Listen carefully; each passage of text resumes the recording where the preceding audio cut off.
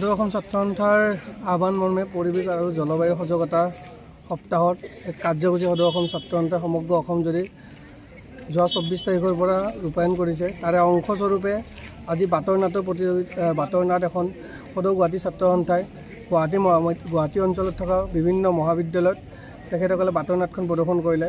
ইয়াৰ লগে লগে অহাকালি ৰচনা প্ৰতিযোগিতা, তাৰপিছত চিত্ৰাংকন প্ৰতিযোগিতা আৰু ৰং তুলিকাৰ সমাহাৰে এটা কাৰ্যসূচী সদৌ গুৱাহাটী ছাত্ৰ সন্থাই ৰাখিছে।